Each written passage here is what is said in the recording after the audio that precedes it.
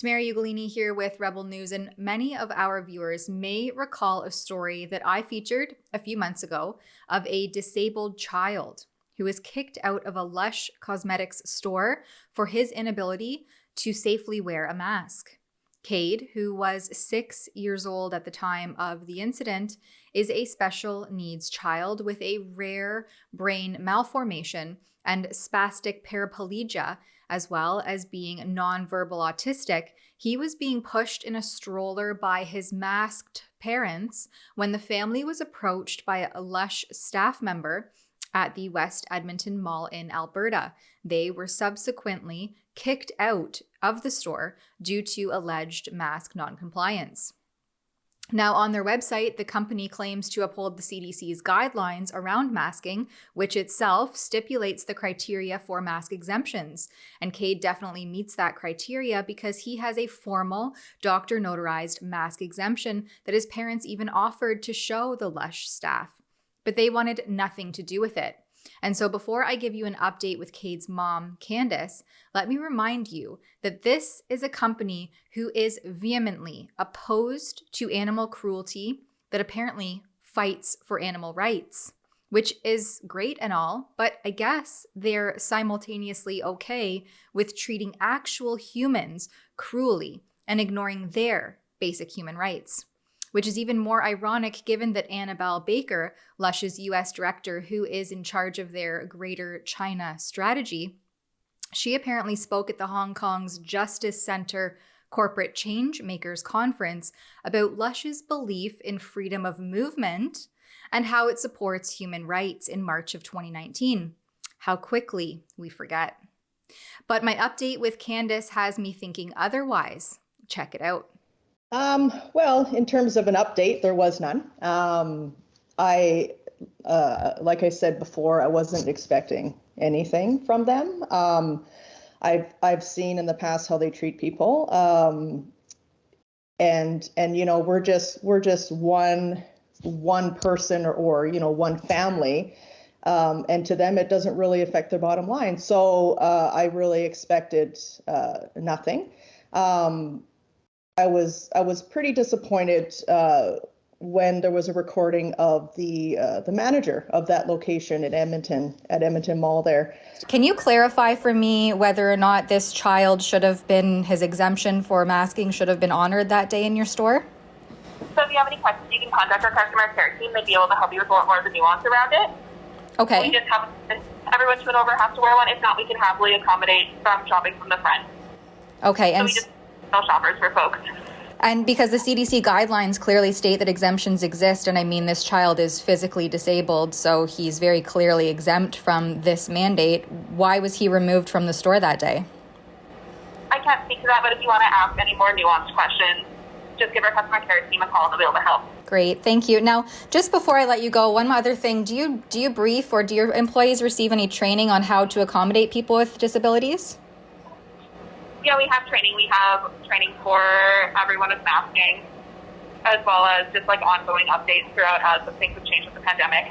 Mm-hmm. And so are they aware then that the CDC does stipulate that exemptions exist and those people should not be, you know, ridiculed or treated differently than people who can wear masks? Again, I can't speak to the situation that happened, but if you have any questions around our policies and how they're built, you can give our team a call. They can direct you to the correct person. Okay. I hope that, are you remedying this issue at all directly with this family that has a severely disabled son who was, you know, ridiculed and accosted out of your store? Again, I'm not sure about the specific situation in question, so I can't speak to it because I'm not sure what happened in that specific situation. So I don't want to speak to something I'm not aware of all of the, all of the actions around.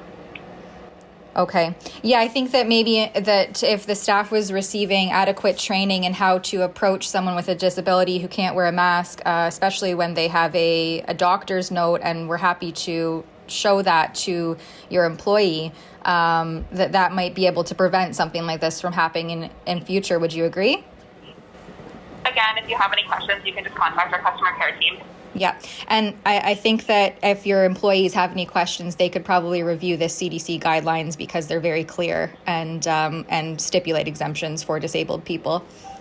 We also have our own guidelines above and beyond anything that's mandated by government bodies. So. Oh, that's interesting because the Lush website didn't stipulate that. Do you know where I could find your own guidelines? Again, customer care will be able to help you with anything you have questions about. Okay, so your website's maybe not up to date with your most recent mask recommendations? It should be up to date, but it also depends on region. Every region has different legislation.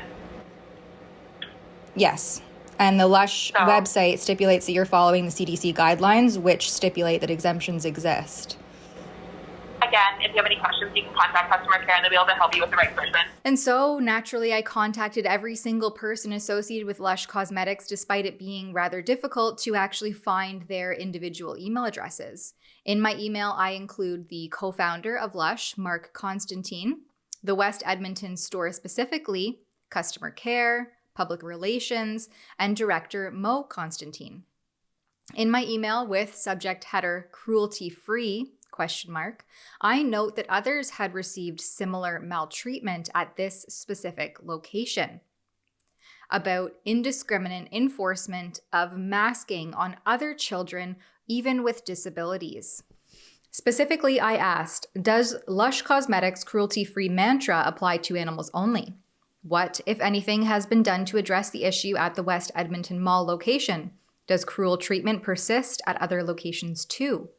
Has the above described situation prompted a review of the mask policy that notes you are respecting exemptions as per the CDC's literature? Does Lush stand by the cruel removal of this family due to their child's disability? If not, how will Lush remedy the situation with this family and ensure that such cruel treatment never happens again? The automatic reply from customer care thanked me for getting in touch. They said that they believe communication is the key to any great relationship. So it means a lot to them that I took the first step and that they like where this is going. Except no one could respond to me other than a UK healthcare advisor, Haley.